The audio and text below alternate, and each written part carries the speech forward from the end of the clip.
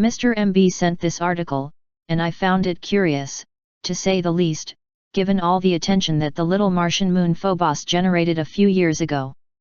Phobos is one of two Martian satellites, the other being Deimos, the pair being the Greek names for fear and trembling, respectively. The attention that Phobos generated years ago was due to the photographs of the European Space Agency, ESA, of the object, which included rectilinear features on the surface, straight lines of craters, and, from the ESA's radar tomography of the object, two apparently large hollow cavities within it, which were, curiously enough, outgassing. The features were so curious that Russia attempted to launch a special probe, Phobos Grunt, which would land on the object and conduct further tests. Surprisingly, or, perhaps, not so surprisingly, the Russian probe got no further than Earth orbit, and then malfunctioned.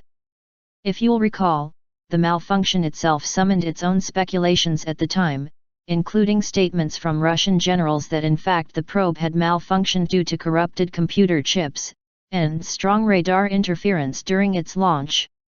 The word sabotage was bandied about. It was not the first time Russia, and other nations, have experienced the strange failure of a Martian probe, for one Russian probe, Phobos 2, as it approached Mars, snapped a photograph of a something about 16 kilometers in length, appearing to be a long cylinder of clearly artificial origin. Then, the probe went silent. The Russians, so alarmed, allegedly shared the top-secret photograph with the Americans, and that at the height of the Cold War. To be sure, the high strangeness of the little Martian moon does not stop there. In my book Covered Wars and the Clash of Civilizations, pages 27 to 62, I pointed out a number of other curious things about the little Martian moon. For starters, it was not discovered until 1877 by the American astronomer Asaph Hall. The problem was, why did it take so long to discover it? The telescopic technology of the 18th century was adequate to the task, and indeed, the satirist Jonathan Swift stated, fully a century before their discovery, then Mars had two satellites, and he even gave their orbital periods with amazing accuracy, all of which implied a secret discovery, or, as one 20th century Russian astronomer, I.S. Shklovsky, put it, since they weren't discovered until long after the telescopic technology existed to do so, this meant that they weren't there. Implication: someone parked them there at a later period, until Asaph Hall discovered them.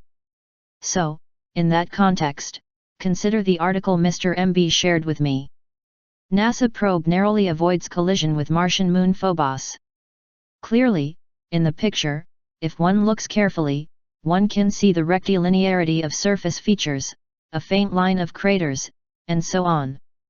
What intrigues me is the story itself, for according to it, one is left with the impression that NASA had to make some last-minute corrections to the orbit of its Maven probe, lest Phobos and Maven collide, as the latter was too close to the little moon. Ahoy! I'm not buying it for a moment. I suspect, rather, that the probe was deliberately piloted to be as close as possible to the Martian satellite to take as many pictures as possible, and that the collision story is just that, a story designed to deflect attention from what may very well have been a quiet reconnaissance mission. Given the high strangeness surrounding the Martian satellite, one may perhaps be forgiven for a bit of really high-octane speculation. Perhaps NASA's orbital insertion of the Maven probe was originally done correctly, and that the course correction was needed because either its orbit had somehow been altered, or Phobos was, the latter, of course, being quite improbable, for it would surely be noticed and reported by astronomers. Given the strange picture from Russia's Phobos 2 probe of the strange cylindrical object, anything's possible. See you on the flip side.